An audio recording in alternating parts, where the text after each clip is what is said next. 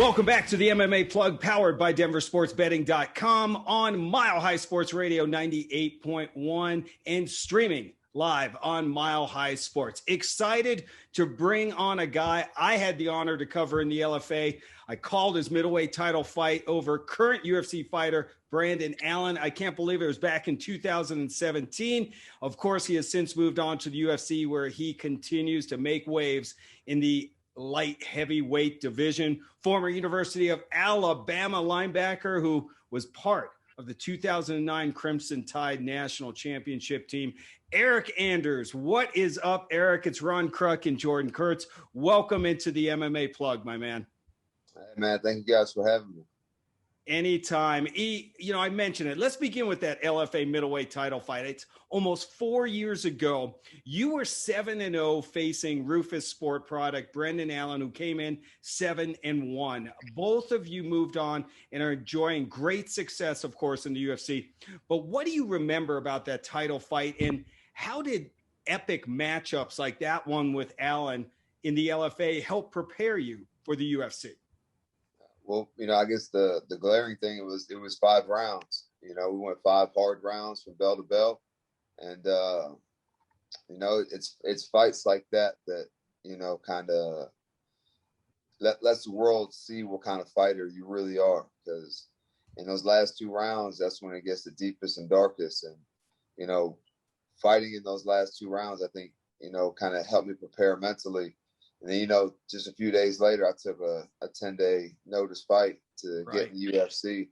And so I was like, man, I just fought, 5 rounds not too long ago. I got 3 in me for sure. So let's go. Eryk, you're a guy who you've almost achieved this like cult-like statuses of fans. Like there's guys who do well and put on gutsy performances and who are phenomenal athletes and tough guys. But then there's those who just have this factor, this quality about them that people just seem to gravitate toward. What do you think that is for you specifically? Man, I just think I'm a super gritty fighter. And, I've been in some tough fights.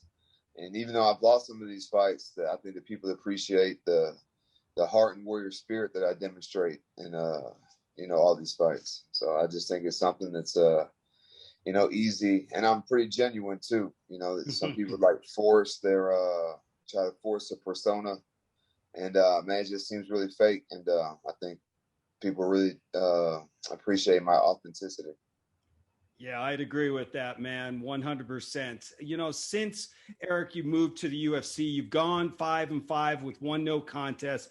You've scored some big victories. There's no doubt about it, over guys like Mearshart and Perez.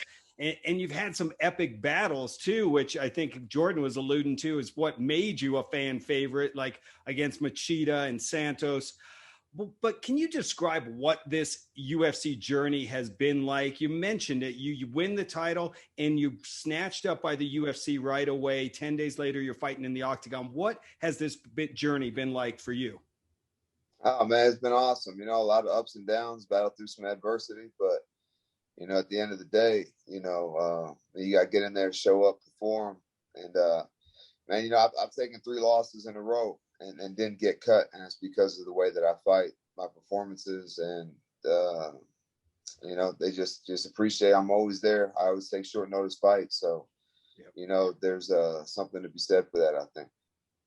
Definitely. And your home gym, obviously, you're SPG in Alabama, but you've traveled all around the world these last few years. Do you think that that's really helped kind of elevate and just lift your game to a new level? Yeah, absolutely, man. And I also think that's what martial arts is. I go over there, learn something, bring it back to my gym. Go somewhere else, learn something, bring it back to my gym, and then kind of encompass what works for me into my game. And, even if you look at my first few fights, my last few fights, I'm not the same fighter. I've grown and developed tremendously, especially over these last 2 fights. Yeah, we are speaking with Eryk Anders, UFC light heavyweight. And Eryk, up next, you get that rematch with Darren Stewart this Saturday at UFC 263. You two went at it back in March, and the fight was unfortunately declared a no contest after you were called for an unintentional illegal knee. Eryk, as you look back, I'm sure you've watched the fight and have had some time to think about what went down. What lessons did you learn from that situation in that bout? I got control myself. I kind of stumbled at the finish line. I didn't finish the race. So it's just something I have to keep in the back of my head. I can't just like get overzealous and. You hear the ref saying fight or fight back, telling Darren that he needs to move or do something. And so, the fight's only a few strikes away from being finished. Right. But, like I said, I kind of stumbled at the finish line. So it's one thing to be able to start fast and go and be winning the fight, but you have to be able to finish it. And I don't think I've ever committed a foul in the UFC before, or in fighting before. So, I just kind of got a little ahead of myself on that one. Which brings up a great point, as it's been a current topic in MMA in general across the promotions recently. As one championship, the Mighty Mouse knockout, he takes the knee and down on the ground, same elements to the equation. What do you personally feel as someone who was involved with a downed opponent and a knee? What's your more favorable rule set? I know there's some people who wish like, hey, yeah, pride never dies. Let's go back to that rule set, or the UFC rule set right now is or the standard rule set is what you like. I like pride rules, but not to the extreme. Do I think you should be able to stomp somebody's face in? No, but if you're on your back and I'm standing up, you can kick me in the face. Why? There shouldn't be any position where you can kind of hide out from certain strikes. Like, for example, Darren's in that position with his knee on the ground up against the cage, covering his head. Why am I not allowed to throw knees there?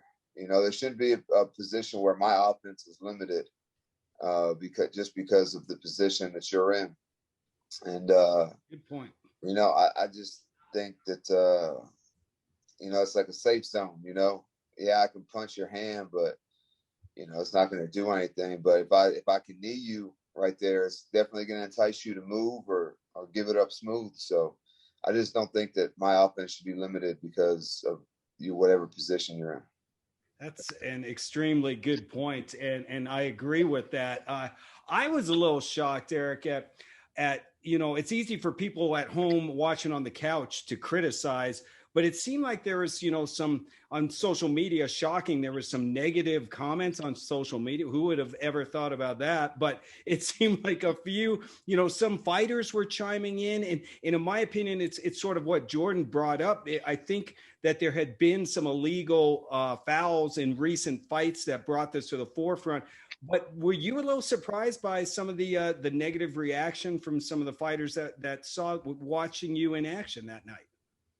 Nah, everybody's got an opinion. So, it's whatever. That's what Twitter's for, but, man, I really don't pay it too much attention because, mine was like an illegal knee to the head, but man, several people have like poked people in the eyes and groin strikes and headbutts and things like this. So, it's just a part of the game and the nature of the beast. So, you saw a champion do it the week before. So, it can happen to anybody.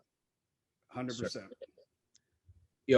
From collegiate national champion, LFA champion, UFC superstar, talking social media, you also never let us forget that Epstein, in fact, did not kill himself. Yeah, I think that's crazy that my man can be not my man, but that he could be in a maximum security prison and the guards just kind of go check the mail or whatever. Yeah, fall asleep. Yeah, and then just kind of just like everything else on social media, just kind of once there's like no more money to be made or it's not a headline anymore, it just kind of goes away. So I just how much more flagrant can you get with corruption than that? Oh my gosh. We need to get Pat Miletich back on this show and we'll have a whole conspiracy farm going. But I agree with you on that point too. All right, let's as we're wrapping up, my man, let's talk about this rematch with Stewart. That first fight, it started off crazy pace. There's no doubt about it. You were in control and looked like you're about ready to end it. Do you expect the same type of fight in the rematch? Yeah, I mean, I would imagine that he'll try something different. I'm not really sure what it'll be, but his game plan really didn't work the first time. I think we're in a bigger cage, so I think he'll try to be more elusive. Those have been the guys that I've had problems with in the past, the guys that you know, kind of stick and move and point fight a little bit. But I don't think that he'll be able to do that for 5 rounds. I don't think that that's in his DNA to fight like that. So I think eventually, you know, he may start like that, but eventually, you know, he'll get to throwing heavy and, you know, being more in that boxing range. Certainly.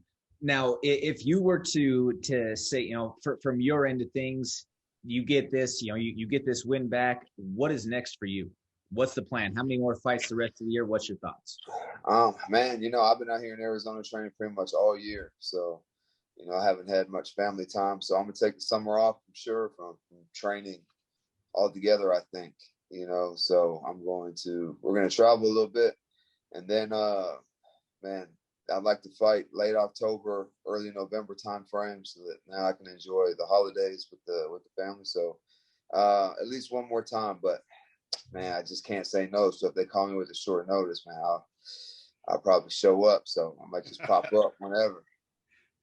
Watch what you're eating on vacation there, my man. That's for sure. That's not it. For sure, have to be a 205 fight. Sure. Yeah. There you go. I have one more question just about He's not watching. Oh, go ahead, Jordan. I was going to say, my man's out there living life, traveling the world. I don't know how much, I don't know, when you're enjoying the culture and the experiences, I don't know how much that curbing the food is going to happen, you know? Yeah, but food is part of the culture, man. You gotta experience and indulge.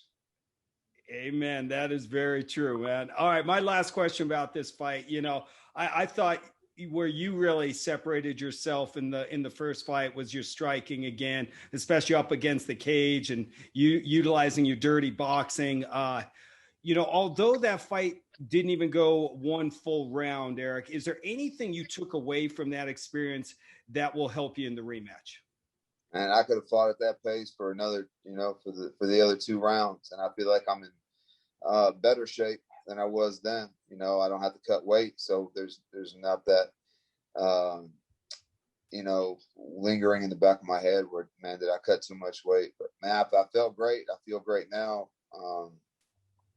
So, you know, I'm just fat and happy. So, you know, I think that, you know, that in the back of my head, knowing that I got 3 hard rounds in me, at whatever pace he thinks that he could fight at, you know, like I said, I could have did that for another, you know, I could have did that for 5 rounds, it felt like.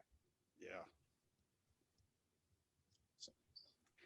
Well, Eryk, before we let you go, I got to throw at least one football question out there. I mean, your former coach, Nick Saban, he's led your Crimson Tide to 6 national championships, and you were part of one of them. He received a contract extension. You got to be thrilled that he's going to be the Crimson Tide's coach through the 2028 season. That's crazy. Yeah, man. You know, he deserves every penny. He's created a culture, and it's not just football that he's affected. All the other sports have gotten like new stadiums, new arenas. The campus is really built up. So, man, it's not just that he has affected the football program, but, man, he's had an effect on everybody's program and the university in and of itself. So pay that man. He deserves it. And the grand question of it all, do you land Arch? Do what? Young Manning, Peyton and Eli's nephew.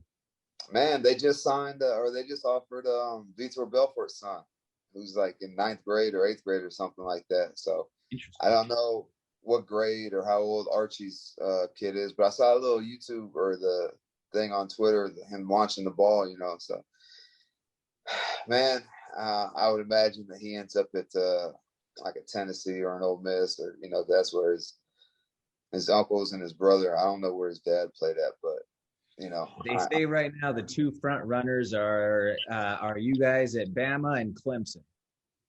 Oh, all right. Well, yeah, he can't go wrong either way. You know, he's gonna win. He's probably gonna win a championship at either one. If he's as talented as they say he is. So we're gonna shock the world. He's coming to the University of Colorado. Kurtz, get ready. Just get ready.